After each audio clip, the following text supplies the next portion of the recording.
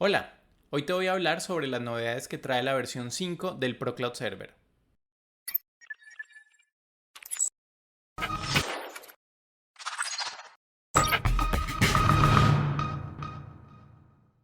Pero antes veamos un poco de contexto temporal usando el foro de Spark Systems, que es donde se publica el historial de versiones de sus productos.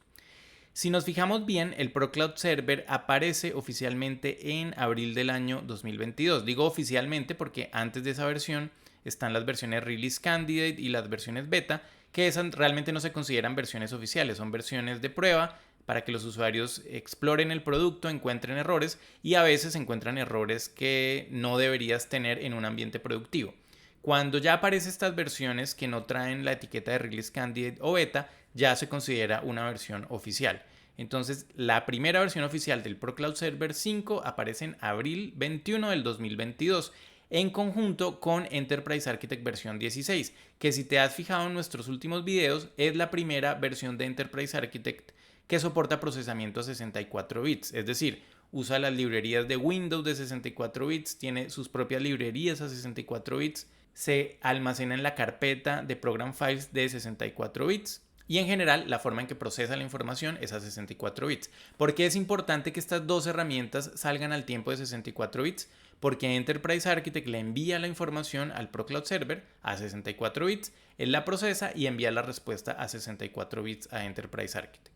Entonces, ¿podemos suponer que ahora va a funcionar todo el doble de rápido? No, eso sería un error. Realmente, la transmisión de la información o el tiempo que se demora la transmisión de esa información no solo depende del bus de procesamiento, que en este caso es de 64 bits, sino que puede haber otros factores. Por ejemplo, si tú tienes la base de datos muy lejos me refiero a geográficamente muy lejos o en otra red diferente a donde está el usuario final, eso pues tiene unos tiempos de respuesta un poco más largos. Si tú tienes el ProCloud Server también alejado del cliente, eso generaría una latencia también por ese aspecto. Entre la base de datos y el ProCloud Server también, si están muy alejados geográficamente, también añadiría un tiempo de respuesta. Y cualquier capa adicional que tengas en la comunicación entre el usuario final que tiene Enterprise Architect y la base de datos también va a generar unos tiempos que afectan la latencia. Por ejemplo, si el usuario final se conecta por VPN, eso va a afectar los tiempos. Si tienes antes del ProCloud Server un balanceador de carga o antes de la base de datos un balanceo de la base de datos, esas capas intermedias van a afectar los tiempos de respuesta. Entonces no es suficiente con que el procesamiento ahora sea el doble en tamaño. Si tú no cambias el resto de la infraestructura, pues los tiempos de respuesta pueden seguir siendo los mismos, aunque realmente si los mides al milisegundo sí vas a encontrar una leve mejora en el uso de esta versión del ProCloud Server 5. Y bueno, si miramos, aparte de la versión 5, ha habido más versiones. Está la 5 de abril del 2022, hay otra versión 5 con otro build en junio del 2022 y salió la versión 5.1 en noviembre del 2022, que también tiene una nueva versión de enero del 2023.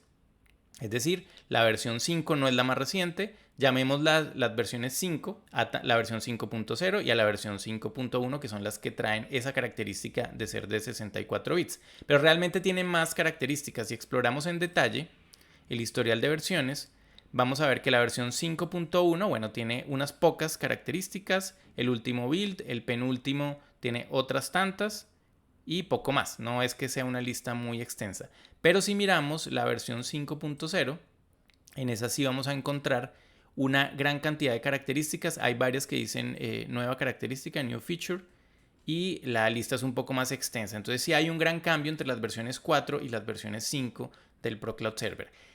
Realmente esos cambios o esos detalles en los cambios no afectan mucho el día a día del usuario final y de la configuración que se hace de un entorno colaborativo. Pero sí hay un punto que me parece importante que veamos, que es el siguiente. Si abrimos la consola de administración del ProCloud Server versión 5, cualquiera de las versiones 5, vamos a ver que aquí al lado nos aclara que es de 64 bits. Es la forma de comprobar que sí es de 64 bits. También lo puedes comprobar viendo que se instala en Program Files, no en Program Files x86 en un servidor en Windows.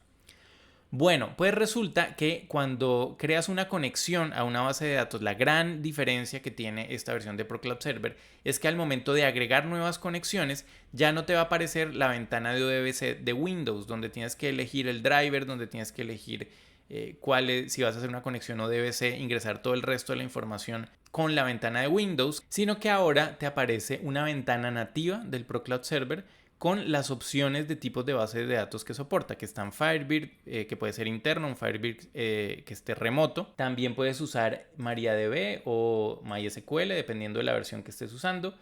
SQL Server, Oracle, Postgres y SQLite. Oracle debería ser la última opción a considerar al momento de crear un repositorio de Enterprise Architect, pero bueno, independiente de cuál opción estés usando, te va a preguntar los datos de la conexión. Por ejemplo, aquí en MySQL te pide el nombre del servidor, el puerto que estás usando, el nombre de la base de datos, el usuario y la contraseña, y de la misma forma con cualquiera de los demás motores de base de datos. Esta ventana es de ProCloud Server, no tiene nada que ver con la forma de hacer conexiones desde Windows, que era como se hacía en versiones anteriores tanto de Enterprise como de ProCloud Server. Aquí una cosa importante es que hasta que no diligencies la información y oprimas el botón test y la conexión sea satisfactoria, no te va a dejar crear la conexión, que era otro de los problemas que tenía el ProCloud Server anterior, que uno no estaba seguro si la conexión había sido exitosa o no. Aquí sí, aquí te obliga a que la conexión sea exitosa para que la puedas almacenar dentro del listado de conexiones. Esa es una de las características nuevas importantes que tiene esta versión del ProCloud Server. La otra es que al momento de editar una conexión te aparece esta opción y es el mínimo build de Enterprise Architect que vamos a dejar conectar a este repositorio. ¿Por qué? Porque podríamos decir, bueno, no queremos que se conecten versiones de Enterprise Architect que sean de 32 bits, entonces tendríamos que aquí ingresar el número de build desde el cual dejamos que los usuarios se conecten, desde ese número en adelante. Entonces esa es una característica que no estaba antes de la versión 5 del ProCloud Server y ahora la tenemos. Puedes usarla o puedes no usarla. Si no la quieres usar, lo dejas en 0.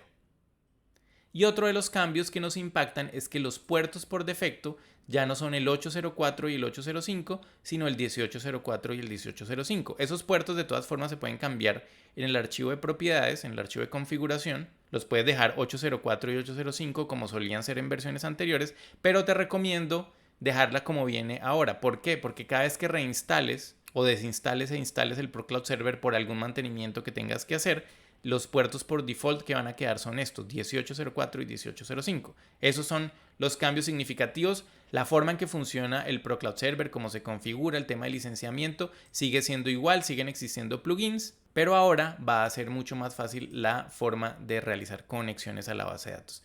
Eso es lo más importante que trae esta versión y eso era todo lo que quería contarte por el día de hoy. No olvides suscribirte al canal, darle like a este video y seguirnos en nuestras demás redes que encuentras en la descripción de este video.